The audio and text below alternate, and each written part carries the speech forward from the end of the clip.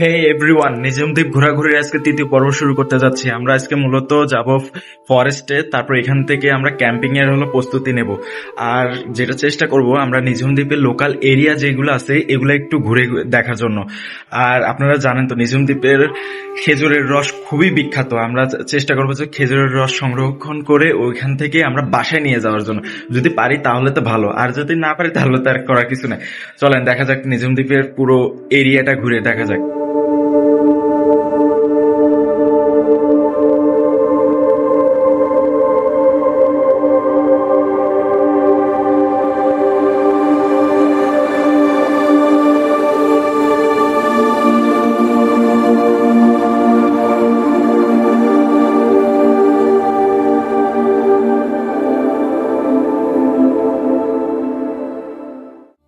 এই যে হরিণ হরিণ, এই যে আমাদের সাদা হরিণ,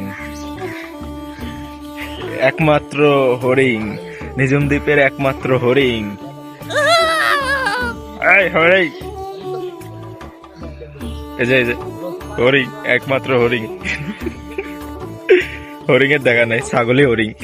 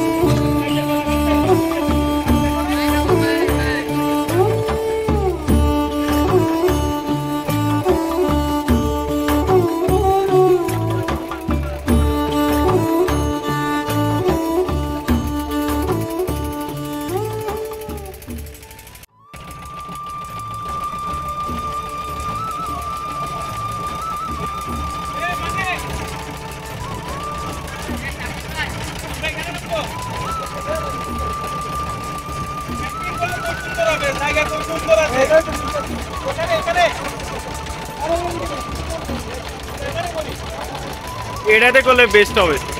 এটা নাকি ওইটাতে করবেন? দুইটা আছে, এইটা আর ওইটা। আমার মতো ওই পাশেরটা করা ভালো।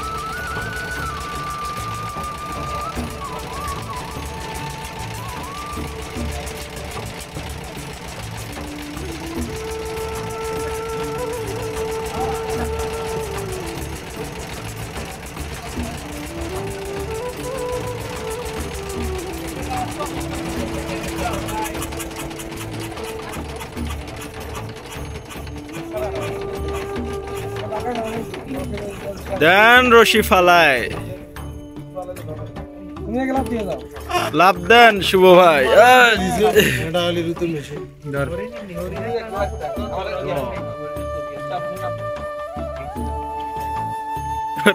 রশি ফালাই দিছে মাঝি, ফার্স্টে ফেল। ভিতরে জঙ্গল হরিণ আছে, হরিণ আসলে কথা বেশি তো আমরা যদি নজিকের হাতে জার কই না ভিতরে ঢুকনা নাই, আমরা এরকম ডাক পাইতাম না ভিতরে। ভিতরে ক্যারাভান আর এগুলো ক্যারাভান ওগুলো আর কি সাগরে গেছে এগুলো আছে এগুলো। ক্যাম্পিং এর জন্য আমরা এখন হলো কমলার চর চলে আসছি। এখন ক্যাম্পিং এর হলো স্পটটা ঠিক করতেছি, কোনটা স্পটটা ভালো হবে সেই জন্য। এখন সামনে হলো বড় ভাই দুইজন গেছে ওরা দেখার জন্য, মানে কোনটা ভালো হবে। একদম নির্জন জায়গা।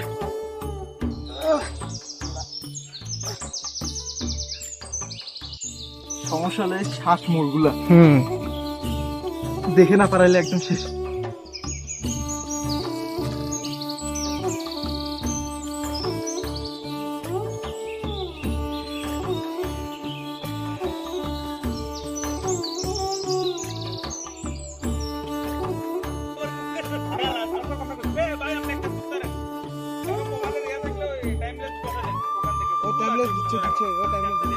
দিচ্ছে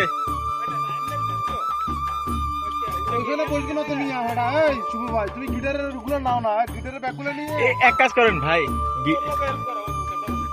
এই গিটারের ব্যাগ, গিটারের গাছের মধ্যে রাখি। এটার উপরে ইয়ে করেন তো, সাপোর্ট দেন তো, মানে এই যে এইটা হ্যাঁ এবার সাপোর্ট দেন তো। ইয়াটা বসান, মোবাইলটা বসান এখান দিয়ে, এটার সাপোর্ট এইটার উপরে হ্যাঁ ব্যালেন্সে আনা।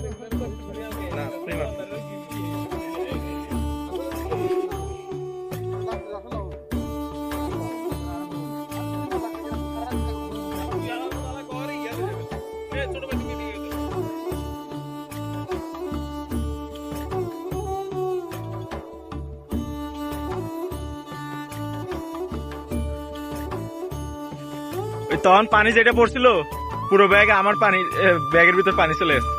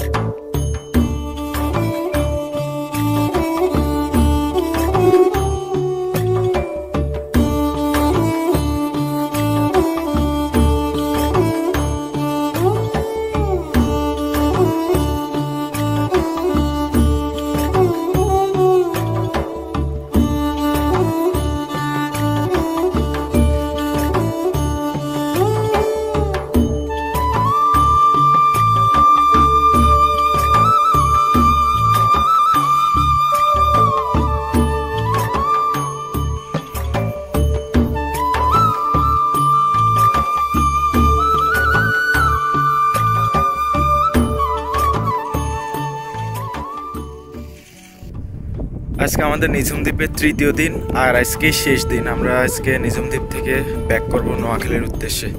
আর আমরা যেখানে ক্যাম্পিং করছি কমলার চর, পুরো 8 জন ছাড়া আর কেউ ছিল না। পুরো রাতে শিয়াল আর বন্য শুকুর হলো দাফালিং করছে। আমাদের থালা বাসন যা ছিল, থালা বাসনের যে ব্যাগটা ছিল ওইটা নিয়ে যায় ওরা ছিন্ন বিচ্ছিন্ন করে দিছে। পরে এখন সকালবেলা ওগুলো পাইছি, কোনো রকমে ওগুলো এখন পৌঁছাইছে। এখন আমরা ট্রলারের জন্য অপেক্ষা করতেছি। এখন আসলে ভাটা চলতেছে, এই যে ভাটা পানি শুকিয়ে গেছে। জোয়ার আসলে আমরা চলে যাবো, চলে যাবো। আর প্রচুর বাতাস, প্রচন্ড পরিমাণে বাতাস। আমার চুলও ঠিক থাকতেছে, চুলের কি অবস্থা হয়ে যাচ্ছে। আর যাই হোক, আবার দেখা হবে নতুন কোনো জায়গায় নতুন কোনো ব্লগ নিয়ে। ততক্ষণ সবাই ভালো থাকবেন। আল্লাহ হাফেজ।